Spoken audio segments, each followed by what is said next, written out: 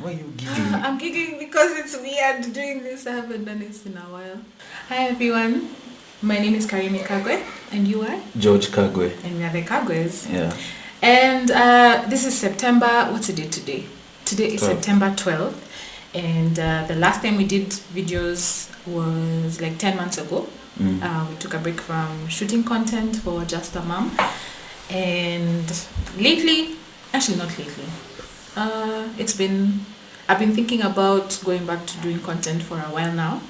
And in fact, I was having a conversation with one of my friends last week, and she was telling me they only get to hear, she's single, they only get to hear the negatives about marriage. They only get to hear stories about marriages that are either breaking down or are going through crazy drama or rough patches or living in Kanairo, as it's called nowadays, Nairobi and all that stuff. So yeah. I felt compelled to getting back behind the camera and doing, not really a camera, but just doing content. okay, yeah, doing camera Podcast, doing if you content. watch it, if you listen to it. Yeah. Exactly. Oh yes, we now have mics to do podcasts. And yes, it's important to have these authentic conversations about what's really happening on the ground to everybody and everybody, and especially for us. So yeah, so we are back, and we're hoping to, at least for the remainder of the year, to keep doing this. Today we're going to start off the conversation by talking about something that's very close to our hearts. If you're new here, we are married. We've been married for 8 years. Gosh. It'll be 9 in April. Oh my God, just like that. Time really flies. We have one daughter. Her name is Taji, and she's 6. And yes, so if you're new here, you can go back and watch our previous conversations about going through, I don't know that to call it infertility issues, but basically going through trying to have a baby, another one, and it hasn't worked. And I've had 2 miscarriages in the past. And now we are a one-child family. And we felt like this is not something that people talk about a lot. So today we want to actually have a conversation about how it's been having a one-child family. Yeah, the highs and the lows. And basically just how it's been. And I feel like I've talked a lot. So I think you should. Are you rambling? Am I rambling? I ramble when I'm either excited or nervous. Let me sip my cocoa as I'm being choked as well. So yes, so George, how has it been being a father to one? So you've built context, and the Yes. context here is we are a one-child family. Well, we have 3, but 2 we never saw in heaven. Yes.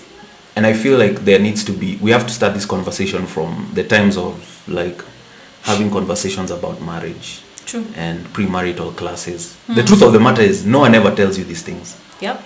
No one will ever let you know and tell you that, it might be hard to get a child. Yeah. And that's why I think I've really pushed Karimi for us to do this, is for us to have this authentic conversation around this whole thing, so that anybody who stumbles upon this or avid follower and you're probably looking to get kids, that this is a conversation you'll have with your partner, that what happens when it doesn't happen according to plan. True. Many people are like, yeah, we're 2, let's have 3, let's have 4.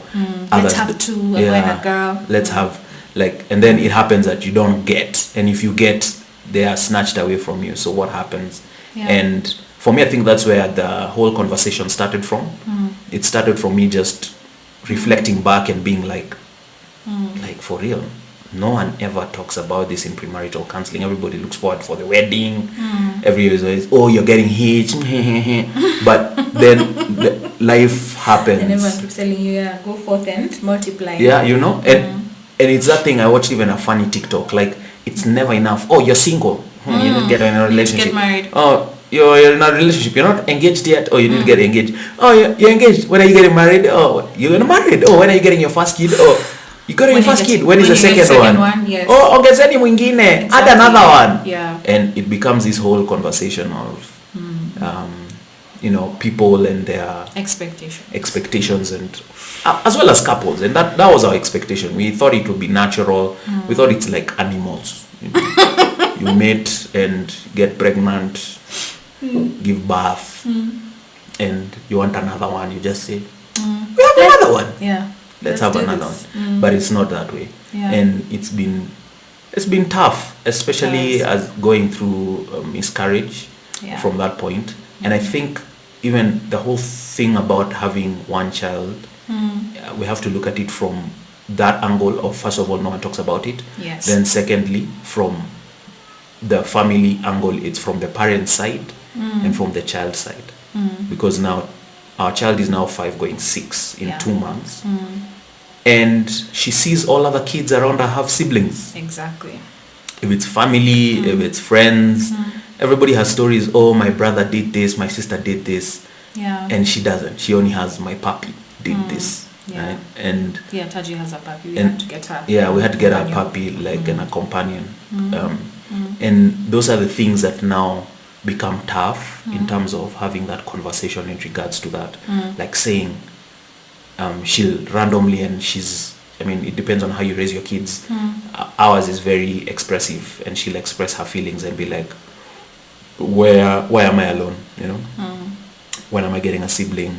When am I doing this? And it gets you into this thought process of, like, what's wrong with us? Like, what's up? And we're Christians, so of course you take that complaint to God, because there's nothing, like, first of all, children come from him first of all. We just go on that faith venture before we start exploring what God gave us through science, which is IVF, which are very costly, which is something we'll talk about, and adoption, which is another thing. So from the angle of Taji, it's been very difficult for her, like, because she sleeps alone. she eats with us, yes. She plays most of the times her games. She's found a way of entertaining herself. Yeah. She's now said she wants a YouTube channel and things like that. Yeah. And we try as much as possible to get activities and do stuff, puzzles and stuff like that. From a parent perspective, it's a thing of, are we being selfish by not giving her a sibling, even if it's through adoption? Those are the questions that have come, like, are we being selfish? We are in this position. What can we do? What can we say? And it's been difficult to find. We know homes that are single kid homes, but it's been difficult to find people who are willing to open up. But yeah, that's my point. My point is just that, guys, it doesn't happen like naturally that you will get kids. I understand that those people who don't want kids, fine, but there are those people who want and probably don't have, and they might be looking at us right now and they're like, at least you have one. Exactly. Yeah. Right? And we hear you and we feel you. We are not making a complaint, but this conversation has to be had from that perspective. Yeah. True. Yeah, you made great points, and I don't even know where to start. I think I'll speak from the point of, maybe I'll talk about the fact that those societal pressures. Because I actually did a post recently. Was it last month? When it ended up on Tuko.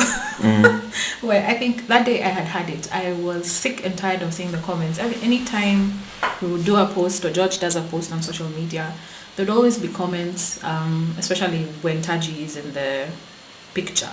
If she's in the the social media post or whatever, someone will comment and say, what was that comment that really post? Oh yes, this is what they said. They said changamkeni.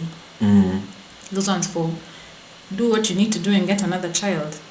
And honestly, I think I've gotten to the point where a lot of things on social media don't bother me, but that one riled me up. It irked me, and I'm saying irked because saying angered me is not enough.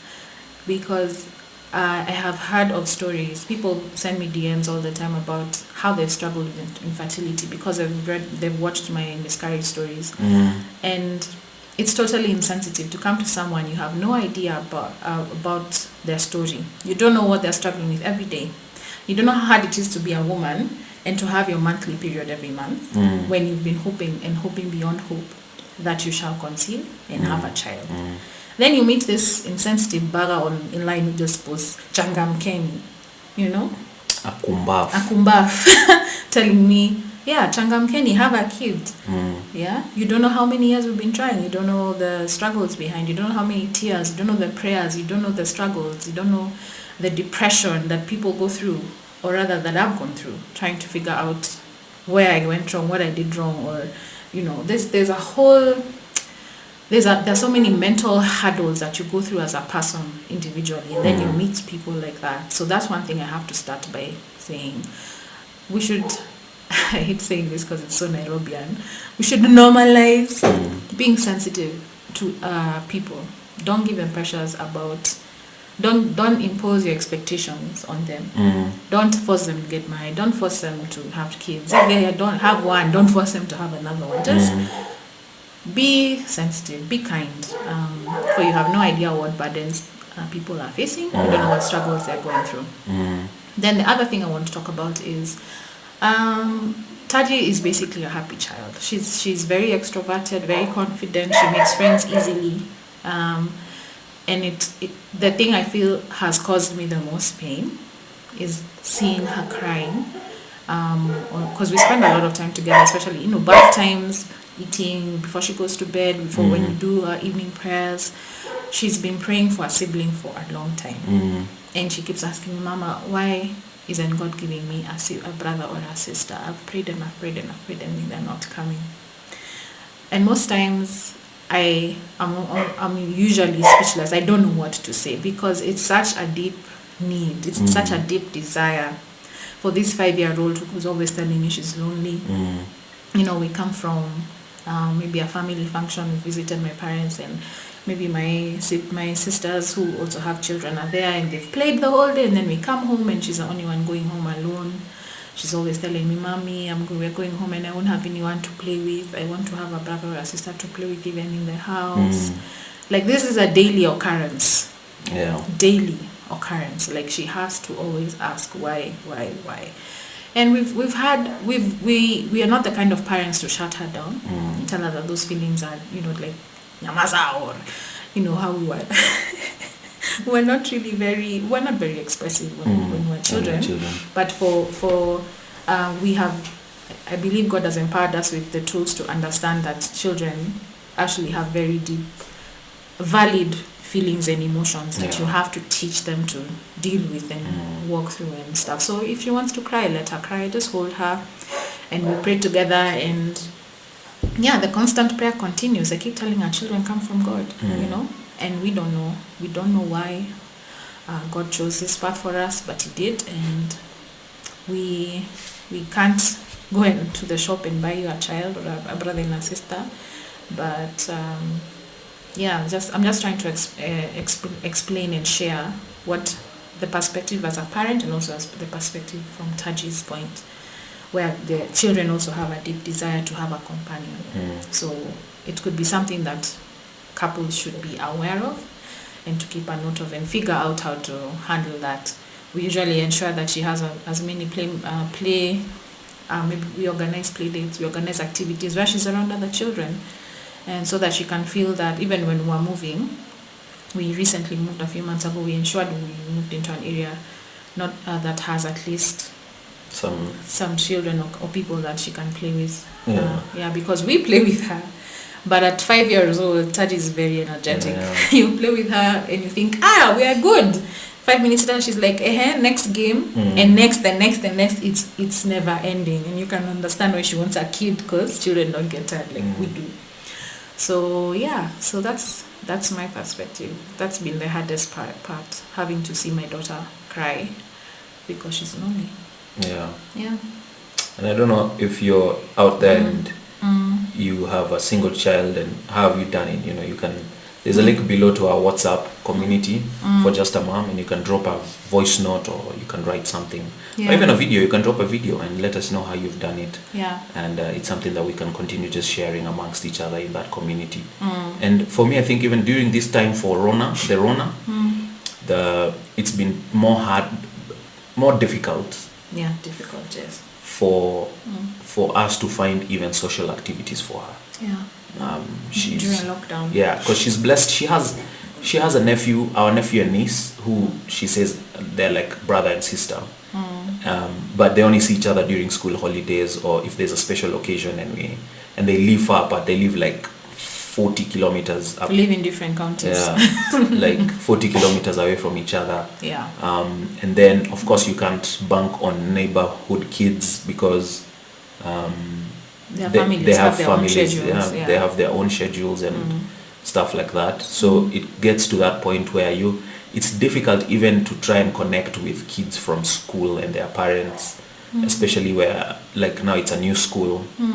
Even from previous schools, especially during Rona, you don't know how the families are during this time and stuff like that. So it's just trying as much as possible to do activities, video games. She loves playing video games, so trying as much as possible to install as many video games on our PC and try and see if she loves them. Yeah. Trying to get her puzzles, trying to get her books, trying to get her coloring activities because she loves crafts. Yeah. Things that can just be able to give her more activities. I mean, I've even thought of therapy, but I was like, I feel like it was too early for us to start that. You mean therapy, so, like for Taji? Yeah. Okay. For like Taji, and for her to be able to just go and express herself, especially to someone who's not us, you know, and just get to have a conversation with someone. And I think it's healthy. True. Probably when she turns 6. Yeah. Because the more she's at 6 is the more questions she'll have. Definitely. And the more inquisitive she gets as to why me, why us, and so on and so forth, you know. Yeah. So for me, those are the concerns that I do have in just regards to having a single child home. Other things are like how she's very possessive of her things. That's like true. And it's a thing of not having siblings. Like everything is hers. Yeah, if you buy her treats, and so it's getting to the point where now I have to invoke laws. I'm like, I'm the revenue authority. KRA, Kagwe Revenue Authority of this home. 30% has to be papa's. Has to come to me. That's a good thing to teach her. But also, we've gotten to the point where now, even things like candy, we don't buy that much so that we share. So that she gets into that sharing kind of ecosystem or economy. Yeah. So that now, even when her friends come over, she's able to share. She's become more.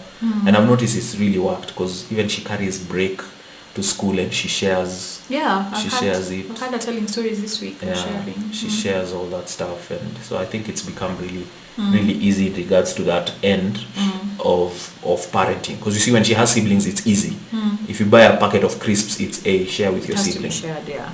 But now when she's alone, and probably we're trying to eat right and do all that stuff, so we try and minimize even candy and sweet things and just share whenever we get it, you know. And I feel that's a way of probably letting people know that's how you can I don't know, instill discipline in a single kid home. Yeah. I like the fact that you brought up the whole how we handled how it became a little difficult during the corona period, especially last year and towards this year, because last year we had to pull her out of school. I mean, when corona hit, things were pretty difficult for us financially, and we had to make a choice between whether we'll pay school fees or pay rent and buy food. Yep. And of course, she was 4 years old at the time, and we felt that if she misses school, it's not the end of the world. Yeah. And at the time, they were doing online classes, and I mean, we only signed up, I think, for one, and it didn't go that well. I mean, they just make a lot of noise. And at 4 years old, I don't think there was value. Yeah, at least for us. And so when we pulled out, we of course lost our slot in that school. And so when the schools reopened, we had to start from scratch and figure out how to, find her a new school. And of course, I had considered homeschooling. Yeah. And we did homeschool for last year until because again we couldn't afford to take her to school or that school or any other school at the time, or even an online program. So we just decided to use the books that we had at home and bought a few others from just textbook center, and basically helped her go through numbers, writing, just learning. Basically, she's 4, so it wasn't rocket science. We were able to handle it, and both of us were actually hands-on on teaching her and doing all that stuff, and also allowing herself to express herself artistically. And then now 2021 came, and that's when we're like, hey, this child, but she was literally crying, asking to go to school. Because you see, we understood that for her, school is not about education. It's about socialization. Social activity. Social activities. See, being around other children. She was always with us, with her father and her mother. And now she's like, hey, guys, I want to go to school because I want to have friends to play with. Yeah. And so we would have loved to continue homeschooling because we were even considering different curriculums. I mean, we had spoken to Red Letter KE, we'd spoken to my friend Melissa, who I have talked to about homeschooling on this channel before. She's my go-to on anything homeschooling, and we agonized about it. Especially I did. I mean, it used to keep me up at night trying to figure out how to sort Taji out in terms of homeschooling. I mean, we're here in 2021 trying to rebuild ourselves financially because 2020 was, tough, and we both made the decision to go back to work. So the choice to homeschool was no longer an option. And I remember we've had this conversation actually this is just a caveat, but I remember having a conversation with Melissa Waho, and I was talking to her about the struggles of having just Taji being alone. And I remember she said something so powerful about don't worry about her because God made her our only child for a reason. He's probably preparing her for something great in the future. Because whatever she's going through now is equipping her for her purpose, her journey on earth, and all those things. And I loved that perspective, and that has gotten me through a lot of many depressive episodes where I'm wondering, oh my God, when am I going to get another kid for Taji? Another sibling for Taji. And anyway, so back to choosing an education for her, we looked for a school that had a playground that was heavy on play and, was coming from creative parents. We're not the kind of people who'd look for a school that was number one in KCP or number one in whatever. Yeah, according to us, it doesn't matter. We're not more about academics. We are more about the wholeness and the whole, what's the word? Anyway, the whole holistic outlook in terms of education. So we're more about do they teach using are they techies? Do they believe in using technology? Because that's the future. That's not the future, it's the now.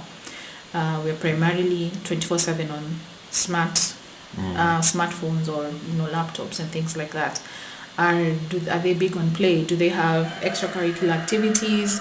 Are they few? The number of children in class versus they're only 8? I don't think they're even 10. They're about that number. It's a relatively new school, and it's going great. She's thriving. She's been there a few. This is her first term. Yeah. And so basically my point was that her being an only child has also played a huge role in how we've chosen schools for her. Yeah. So I wouldn't call that a high or a low. It's just a fact. It's been a driving force as to how we've chosen. How we've deliberately chosen a school to cater to those needs. Yeah. So, yeah. Speaking about that thing of like one kid, it's all about the advantages to it. It's not that it's all bad. True. The advantages especially come when it's all about like expenses. True story. Like when you think about school fees, you think about buying clothes for your child. I see guys with 3 kids, 4 kids, they have to do a thrift store, and there's nothing wrong with that, but we also go to thrift stores. You go now to the places with bales. Sorry, you're so bougie. Did you say thrift store? That's it, like toy and stuff for international audience. Oh, got it. Yeah, that's so there's you see there's that need for you to be able to double down on saving on costs, and it makes sense. When you think about going on a holiday, we never go on holiday just with her, we go also with our nephew and niece. But if it's just an out of town quick thing, you're just paying for 3 guys, you just have 1 kid. That makes sense. You don't charge her because she's 5. Because she's still 5. When you're going to a restaurant, you can also budget differently. In fact, we talk about like with our neighbors, because they have 3 kids. It's very different, and that's the reality. Like with 3 kids, you have to budget going to a restaurant. Like you're going to have to pay for 3 kids. Yes. Right, for them to eat. Yeah, if they're imagine eating going a to burger, Planet Yogurt Yeah. times 5. like if you're eating a burger, Yeah. that burger unalipa mara tatu. If it is 1200, that's 3600 baht. True. Right? But you see, for one kid, it's like 1200 bob. And those are the advantages that are there in regards to having one kid, one child. It's easy for you. If things are tough, you can now go down in terms of a housing. If you're in a 3-bedroom, you go down into a 2-bedroom. And so on and so forth. So I feel like even for a car, you don't need to like invest so much. Exactly. You know, we've just had The our same same car for like 7-8 years. Yeah. And those, it's helped us to be able to take our money elsewhere or even recoup, have time to recoup and so on. And for me, that's it's a good advantage, especially speaking to the people who said like we'll only have one kid. Yes. Like I get them. I get them, yeah. And yeah, in regards to from the parents' perspective, that's cool. From our daughter's perspective, she gets to eat all the ice cream she wants.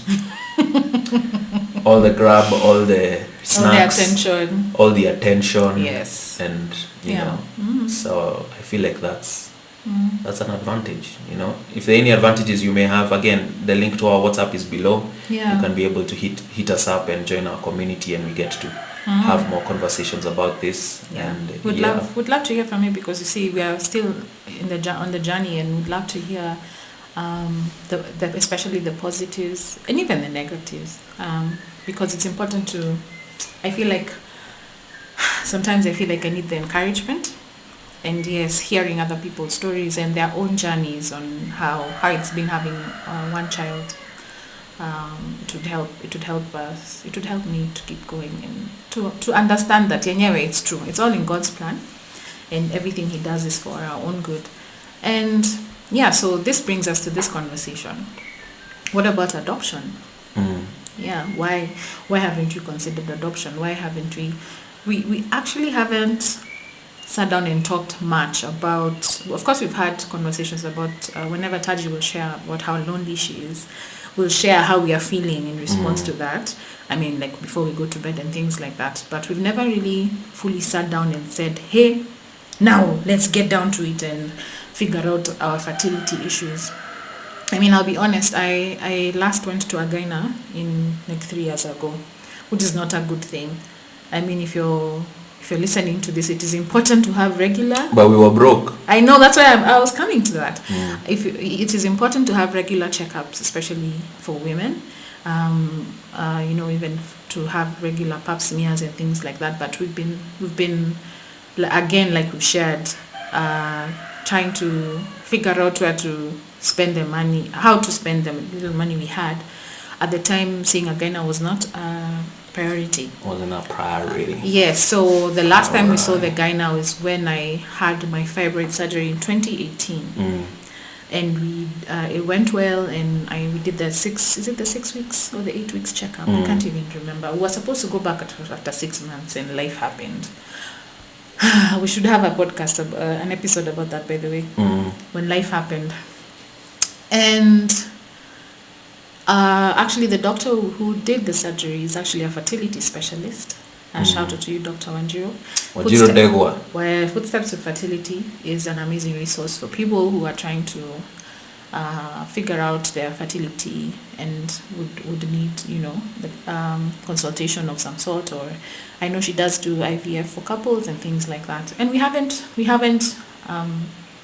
Our faith, I think, has been pretty strong, and not to say that people don't have faith, but our minds have been so steadfast on allowing God to do His thing and letting life happen. We haven't considered IVF or even adoption, but we did start having conversations about adopting a child. Actually, pretty recently, if not this weekend. It was this weekend. Yeah. Last week, yeah. Yeah. Yes, there's a page I follow on Facebook that is like a support group or like an information resource for those who have adopted or who are planning to adopt, and we've been talking about it. And I don't know, I'm 50-50. I would love, I mean, we've talked about this before. We would love to bring raise another child who may not have had parents, or maybe has had a hard start to life. and probably is an orphan and is in a children's home. And if God has blessed us, we would love to take care of another child. But I don't know where I'm at. Where are you at with that whole adoption thing? Is it an option for you? Have you considered it? Yeah. When you think about it, what comes to your mind? Yeah, I mean, it's something we've talked about some times. Yeah. And as we wait and keep on trying, shagging, as to get to get pregnant and stuff. I remember for you had given it, what was it, 2 years? This was in 2020? It's been 3 years since my surgery, and You'd so given let's say it- 2019. I remember last year you said 2 years. Yeah. There you go. I Till love the fact that you 2022. remember. I don't. So Good. that's the first place. Then secondly, also, it's just as we do our prayers and we just pray up to God and we're like, yo, show us what is up. What do you want us to do? It's just been a clear wait kind of thing. True. Although I don't take it lightly that we've now started talking about adoption seriously, because I feel like some of these things are just God led. Most of these things, they're just God led. Even having that conversation with Taji, for example. Yeah, we talked to her actually showing yesterday. her, and she's like, yeah, she doesn't mind, and explaining to her what adoption is. This is a child who's not come from mommy's tummy, but we'll still take them. They'll become ours. We'll love them like they came from us, and that for me is a good sign. So even I'm open to it. We've always talked about adoption. We used to say that we'll get 2 kids of our own and adopt two others. Yeah. So and then we plan in God. Laughs. And is that thing even biblical, by the way? No. It's just not. people. It's just people. It's just having just a light touch to life. True. So life happens. Yeah. So for me, I'm like, adoption is an option, but also the other thing is we don't want to do it to give Taji a sibling. True. Yeah. That would be a wrong reason. It's like having that reason of, let's get a child to just give our child, or let's have a child to fix our marriage, or fix our family. Let's fix the relationship we have with our daughter. It doesn't feel right doing it that way. It has to come from a point of, we want to expand our family. It's something we're looking at and we're like, we want to do something over and above ourselves. It has to be a genuine desire and reason, not just a selfish one of, we're bringing this kid in so that our kid can have a playmate. Got you. Yeah, so that for me, that's my stand. Okay, it's good to know. I think I'm still I'm at peace with the I think my answer is I'm 50-50. I'm at peace. I feel like this is the year I finally made peace with having one child. And I'm at peace and I'm happy with it and I'm content. I get sad when Taji gets sad, but I'm mostly content. And I have joy, because joy is a permanent what's the word? Happiness is something that's fleeting, but joy is more permanent because it comes from God. It's from outside your situation and outside your circumstance. So for me, I have joy as a mother of one living child. So I do believe as we continue to talk and have these conversations openly, it will become clear. Like, I'm not worried about it. And if anything, this last 2 years, what we've learned and what the biggest lesson has been is to just take every day as it comes and to fully trust that God has got it to Kombele. I don't know if I'll be alive tomorrow. Why am I worried about tomorrow? Yeah, you were saying, why are you worried about tomorrow? Yes, I'm basically saying yes. There's literally no reason to be worried about tomorrow. Yes, and that's my stand. My stand is whatever path we do choose to take, or whatever decision we do choose to make, every day, just live every day as it comes, and fully leave the rest to God. Because carrying those burdens in my heart and in my mind has been such a heavy thing, and I'm not doing it anymore. It's easier to travel light and just pray and move on. So yeah, one thing I want to say is that George has been 100% supportive, and I want to publicly say thank you, because I know there have been stories where women have even been dumped because they've not, they've not conceived or they've not had many children. And I'm thankful that you're my partner. You weren't here just to get babies from me and build your lineage and to, kingdom and like a true African man. You want to spread your seed and grow your kingdom. And I felt the love, I felt the support. I mean, it's been a really long and hard journey. And I'm thankful for that. I'm thankful that we're in this together. You're sure you don't want to marry somebody else? Who do you have in mind? And the person you want is already married. George has a celebrity crush called Megan Good. So I think if that one ever came to Kenya, post her photo here. So for those who don't know who she is. But I think that thing of Sisi, us Africans, we have problems. Huh? Yeah, and I don't think it's just the women who go through it. I think there are also men who probably they can't get kids. Yeah. And you find women go to other men to do that. And we really need to just check ourselves. Like it's not a mark of manhood per se. That's not real manhood. The fact that you can't produce a kid, you understand? Yeah. You can still be a father. You can still, there's so many idiots out here who have kids, but they're not fathers to these kids. Oh. You understand? You mean dads? They're not dads. Yeah, they're not dads. They father, but they're they not father dads. these kids, but they're not dads. Yeah. Right? And so that should not be like a mark of, a mark of or stripes you're given on your shoulders that, how many kids do you have? And we have that a lot. We have that. Yeah, we have that stupidity. So you've encountered it as a man, like you say that all the time. And for me, it's so bad because it comes from Christians, even pastors. I remember I blasted one pastor from a certain church that I was going to, and then I just went to visit. Yeah. And the first thing, this guy, it's like they find joy in asking those questions of how many kids do you have? Oh, how many kids? And he's going around, how many kids do you have? Then he reached me and I was like, I just have one kid. And he's like, hey, you guys are not getting, what's up? What's going on? That thing of like, you're not getting busy. The audacity. And I remember I was going to keep quiet. Everybody else is smiling, but you can tell it's an awkward moment. It is. And I just told the guy, like, dude, you have to be emotionally intelligent. Use EQ. Like, you have brains, use them. You can't just come open your mouth to flock. And you don't know what they're going through. True. You get, this is the crap that makes people just run away from church. Very true. Because we're here, you're flappy gums. You're just yapping. You get, and I was very categorical. I was like, bro, like, I'm telling you this with tough love, like, you don't go doing that. Yeah. Get it straight. Get it in your head.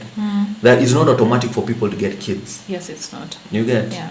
And I think it just comes from that whole thing of like African culture. You don't see it a lot in the West. I'm not saying that we should follow the Western culture, but it's something that is in society today where you find that even is grounds for someone to go be and cheat and bring infidelity and cheat on the first wife and bring a second wife just cause they couldn't get a child. It goes even bad. It's even worse where people now come and say, I didn't get a son. Amenipatia wanawake wanne. This one has given me 4 kids, 4 girls. Not knowing that it's up to a man. Exactly. What kind of... And you see, again, it comes from that. And then it's scientifically proven. There are some who go and find out, oh shucks, I'm the one who's actually impotent, shooting blanks. Yeah. Right? And I feel there needs to be that conversation in society, and that's where we're having it.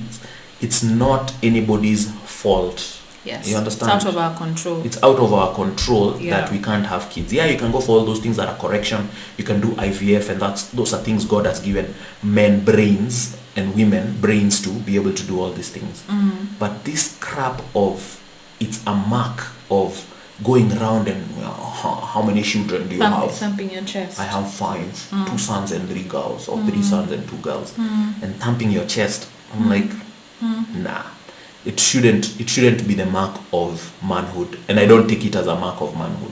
A mark of manhood is how you deal with situations, tough situations. It's how you deal with difficult situations with your family, with your wife, with your partner, with the person that you have committed to be in love with and love all through, in tough times, good times. That's the mark of manhood. It's not that person who runs away and goes to hide so that he can have street cred, and so that you have cred and you're like, yeah, I have I got a son, Like, it's just, you're a kumbaf. That's what you are. I get you. Wow. Yeah, you've given me perspective. Yeah, so there's that, and I know there are also men who that has happened to them. Like, the ladies they're like, you're not giving me whatever, sons, and you're not giving me children, and so they go and get kids with someone else. Yeah. Right? And at times it's even a secret. It is. At times it gets to a point where it's a secret, where you believe it's your seed. Yeah, but it's not. Then one day you come and you find out later on in life, you're like, what? Yeah. I was duped. Yeah. And that wouldn't actually happen if people didn't actually put such a heavy burden on the couple. And we're putting the heavy burden. Why? Yeah. Again, it's not about society putting the heavy burden, yes, but even couples put that heavy burden on themselves, because you're trying to live life for others. You're trying to live. Yeah. You're trying to show other people that we could get kids, and there's so much pressure. That pressure is so much. It's so much, especially in our circles, right? It's in the church. It is huge. Like. It's already an expectation. These guys got married, they will get kids. And it's actually like a sign of blessings. And if you don't, you have not been blessed. Exactly. Which is such a wrong image of God. We need to really reevaluate and redefine this whole procedure and process from the point of people getting. Like, we have to educate people. It's, you see people dating and you just tell them, hey guys, just love each other. Yeah. Okay? Yeah. Don't measure your success of your family and marriage that you have this many kids. True. And for us, even around us, like, all our friends are getting 2 kids, 3 kids. We can't come back and start measuring and be like, shucks, how come we're not getting kids? Or it's the same thing. Like, do you measure your family by how many cars you have? Exactly. So and so they bought a car, as we've had our car for 15 years. Yeah.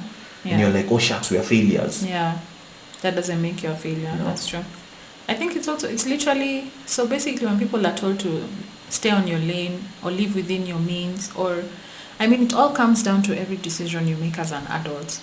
If you learn to live for yourself and accept your journey and accept that this is, I think it takes a lot of self-awareness, accepting that this is who I am and this is my marriage, this is my family, this is my life, and we're going to live our life the way God has set it, and also how we want to live it.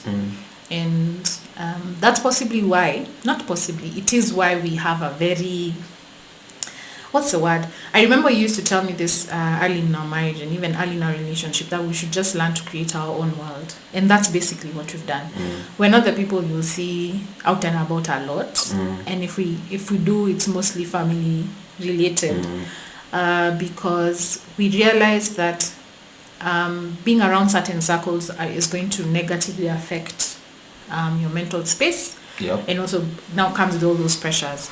And so if you're living around people who affect you negatively in terms of how you see yourself, if it makes you hate yourself or start to doubt yourself or start to think there's something wrong with your family, or you're like God has mentioned, the measure of how many cars or how many children or where you live or how much you make, then you're going to have a very hard life. Just learn to live your life, a simple life. Be thankful for what you have. Be thankful for what God has blessed you with, and just be content. I love that verse for I should Google it. Just Google it from over there.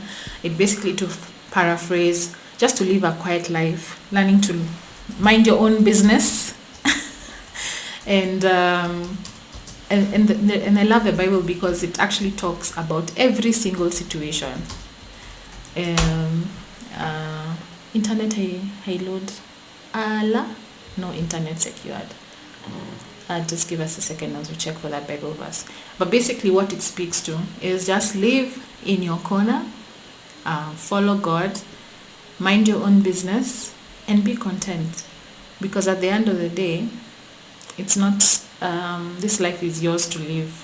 It's not your neighbors, it's not your family members, etc, etc. So, yeah. I think it was in, yes, Thessalonians 4:11 to 12, that one at the top. Let me read it.